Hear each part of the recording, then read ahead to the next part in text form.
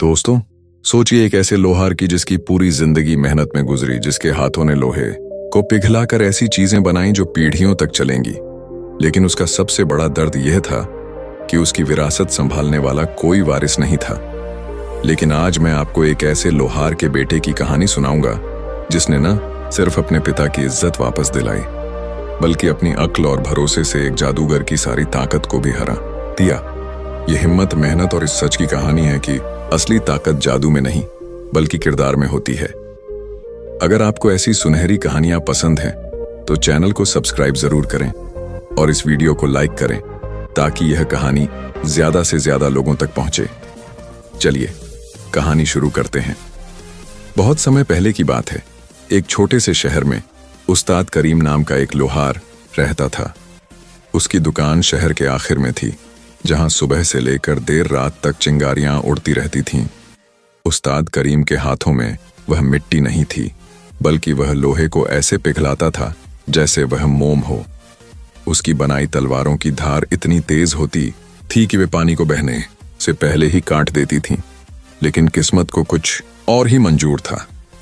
उस्ताद करीम की पत्नी एक बच्चे को जन्म देते समय मर गईं और उन्होंने बच्चे का नाम अली रखा। जब अली बड़ा हुआ तो वह अपने पिता जितना ही ताकतवर था, लेकिन उसकी दिलचस्पी लोहे से ज्यादा ज्ञान और किताबों में थी। उस्ताद करीम अक्सर कहते थे, बेटा, यह हथौड़ा और भट्टी ही हमारी पहचान है। जो लोहे से दोस्ती करता है, दुनिया उसके आगे झुक जाती है। लेकिन अली अपने पिता की बातें समझता था, लेकिन उसका दिल कहता था कि असली हुनर सिर्फ हाथों में नहीं बल्कि दिमाग में भी होता है। शहर से कुछ दूर एक घना जंगल था और इसी जंगल के अंदर एक भयानक जादूगर रहता था जिसका नाम मस्तान सिंह था।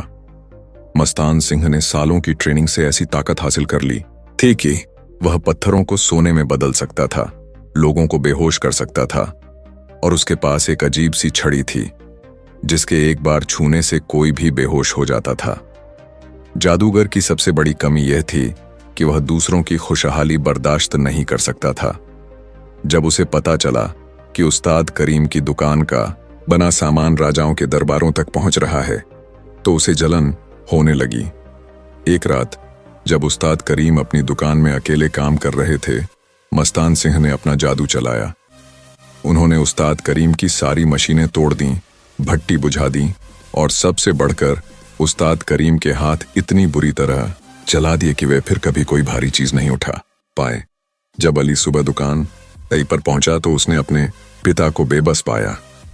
उस्ताद करीम की आंखों में आंसू थे, उनके हाथ खून से सने थे और उनकी पूरी जिंदगी की कमाई धूल में मिल गई थी। उस दिन अली ने मन ही मन ठान लिया कि वह न सिर्फ अपने पिता का हुनर वापस लाएगा, बल्कि इस जादूगर को अपने काम का मजा भी चखाएगा। लेकिन वह जानता था कि जादूगर के सामने ताकत बेकार है, इसीलिए उसने समझदारी का रास्ता चुना। अली ने सबसे पहले अपने पिता की किताब उठाई जो धातुओं के गुणों पर लिखी थी। उसने दिन और रात को एक कर दिया। उसने लोहा पिघलाना, स्टील बनाना और ऐसी चीजें बनाना सीखा जो पहले कभी किसी ने नहीं देखी थीं। लेकिन अली सिर्फ एक लोहार नहीं था, वह एक समझदार आदमी भी था। वह शहर के लोगों के पास गया और जादूगर की कमजोरियों के बारे में पूछा। एक बूढ़ी औरत ने बताया कि मस्तान सिंह सुबह की पहली किरणों से बहुत डरता था, क्योंकि उसकी जादू की छड़ी पर अंधेरे का असर होता था। एक और यात्री ने बताया कि जादूगर को मेहमान नवाजी करने की आदत थी, वह कभी भी खाने पीने से मना नहीं करता था। अली के मन में एक प्लान था। एक दिन अली ने अपने हाथों से एक छोटा सा आईना बनाया, लेकिन वह कोई आम आईना नहीं था। उसने उसके किनारों को इस तरह पॉलिश किया कि सूरज की रोशनी उसमें इकट्ठा होकर एक तेज किरण बन जाए। इसके साथ ही उसने एक छोटा सा लोहे का ताला भी बनाया जो आवाज सुनते ही खुल जाता था। वह यह सामान लेकर जंगल की ओर चल पड़ा। जब वह जादूगर की झोपड़ी के पास पहुंचा तो उसने देखा कि चारों ओर डर का माहौल था। हड्डियां बिखरी हुई थीं और यहां तक कि वहां से गुजरने वाले जानवर भी चुप थे। अली ने आवाज लगाई, ओ मस्तान सिंह, मैं तुम्हारे यहां मेहमान बनकर आया हूं। जादूगर अपनी छड़ी लेकर बाहर आया। उसकी आंखों में शैतानी चमक थी। उसने कहा, क्या बात है लोहार के बेटे, क्या तुम भी अपने पिता की तरह अपनी जगह भूल गए हो?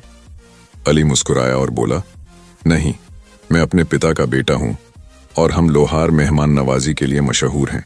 मैंने तुम्हारे लिए खाना बनाया है। यह सुनकर जादूगर चौंक गया, क्योंकि पहली बार कोई उसके लिए खाना लाया था।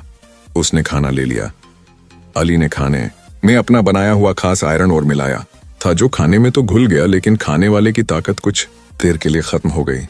जब जादूगर ने खाना खाया तो उसे कुछ महसूस नहीं हुआ, लेकिन उसकी उंगलियां थोड़ी सुन्न होने लगीं। जब रात हुई तो जादूगर ने अपनी छड़ी उठाई और अली को डराने के लिए उसकी तरफ बढ़ा, लेकिन अली तो पहले से ही तैयार था। उसने अपनी जेब से आईना निकाला और सीधे जादूगर की आंखों के सामने कर दिया। अचानक अंधेरे में रोशनी की एक किरण ने जादूगर की नजर छीन ली। वह चिल्लाया, यह क्या है? तुम कैसे हो? अली ने कहा, यह जादू नहीं है मस्तान सिंह, यह साइंस है। इसी रोशनी से तुम इतना डरते हो। गुस्से में जादूगर ने अपनी छड़ी जोर से फेंकी, लेकिन उसकी कमजोर उंगलियों ने छड़ी को अली के पैरों पर गिरा दिया। अली ने तुरंत छड़ी उठाई और उसे लोहे के ताले में बंद कर दिया, जो आवाज करने पर खुलता था। उसने ताला बंद कर दिया और जादूगर से कहा, अब तुम्हारी ताकत कैद है। यह ताला तभी खुलेगा जब तुम खुद अपने की माफी मांगोगे और उस्ताद करीम को उसका हक दोगे। जादूगर पहले तो जिद्दी था, लेकिन जब उसने देखा कि अली को उसकी कोई परवाह नहीं है और वह बिना छड़ी के बिल्कुल आम इंसान बन गया है, तो उसकी हिम्मत टूट गई। अगली सुबह जब सूरज निकला तो मस्तान सिंह अली के साथ शहर गया। लोग यह देखकर हैरान थे कि वही जादूगर जो उनके सपनों में आता था, अब लोहार के बेटे का पीछा कर रहा था। जादूगर ने उस्ताद करीम के सामने हाथ जोड़े और कहा, मुझे माफ कर दो, मैंने तुम्हारी मेहनत खराब कर दी, लेकिन तुम्हारे बेटे ने मुझे सिखाया कि असली ताकत जुल्म में नहीं बल्कि सच्चाई में होती है। उसने अपने पास मौजूद एक खास मरहम उस्ताद करीम के हाथों पर लगाया और कुछ ही दिनों में उस्ताद करीम के हाथ फिर से काम करने लगे। अली ने जादूगर को छड़ी लौटा दी, लेकिन एक शर्त रखी कि वह इसे कभी किसी इंसान पर इस्तेमाल नहीं करेगा। जादूगर ने वादा किया और अपनी जिंदगी जीने के लिए जंगल चला गया, लेकिन अब वह लोगों की भलाई कर रहा था। इस घटना के बाद उस्ताद करीम की दुकान फिर से आबाद हो गई, लेकिन इस बार अली ने दुकान को सिर्फ लोहे तक ही सीमित नहीं रखा। उसने नई मशीनें बनाई, किसानों के लिए औजार बनाए और शहर में एक छोटा सा स्कूल भी खोला, जहां वह युवाओं को साइंस और क्राफ्ट सिखाता था। उस्ताद करीम को अपने बेटे पर गर्व था। वह कहते थे, मुझे लगता था कि एक लोहार का बेटा हमेशा लोहार ही रहेगा, लेकिन मेरे बेटे ने साबित कर दिया कि अगर एक लोहार का बेटा चाहे तो किस्मत बदल सकता है। शहर के लोग अली को लोहार का राजकुमार कहने लगे। उनकी कहानी दूर दूर तक फैल गई। लोग दूर दूर से उनकी समझदारी सीखने आते थे। अली हमेशा कहते थे, मेहनत करो, सच बोलो और कभी हार मत मानो। जादूगर की ताकत कुछ समय के लिए होती है, लेकिन लोहार की मेहनत हमेशा रहती है। ये कहानी हमें सिखाती है कि हमारी जिंदगी में कई जादूगर आते हैं। कभी वे हालात के रूप में आते हैं, तो कभी लोगों के रूप में, जो हमारी मेहनत को बर्बाद करने की कोशिश करते हैं। लेकिन अगर हम अली की तरह समझदारी से काम लें, अपने हुनर को जानें और हार ना माने, तो कोई भी ताकत हमें हरा नहीं सकती। कैसर स्टोरीज हमेशा ऐसी कहानियां बताती हैं जो दिल को छू जाती हैं और आपको अपनी जिंदगी बदलने के लिए प्रेरित करती हैं। दोस्तों, अगर आपको यह कहानी पसंद आई हो तो इसे अपने दोस्तों और परिवार के साथ शेयर करें। खासकर उन लोगों के साथ शेयर करें जो आज किसी मुश्किल समय से गुजर रहे हैं, ताकि उन्हें भी अली की तरह हिम्मत मिल सके। नीचे कमेंट्स में हमें जरूर बताएं कि आपको इस कहानी का कौन सा हिस्सा सबसे ज्यादा पसंद आया। क्या आपकी जिंदगी में कभी कोई जादूगर आया है? मुझे आपके जवाब पढ़कर बहुत खुशी होगी। अगर आपने अभी तक चैनल को सब्सक्राइब नहीं किया है तो आज ही सब्सक्राइब करें और बेल आइकन दबाएं, ताकि हर हफ्ते ऐसी नई और सुनहरी कहानियां आप तक पहुंचें। अल्लाह आपकी हिफाजत करे, अपना ख्याल रखें और याद रखें, असली हीरो वो होता है जो हालात बदलता है, हालात को बदलने नहीं देता।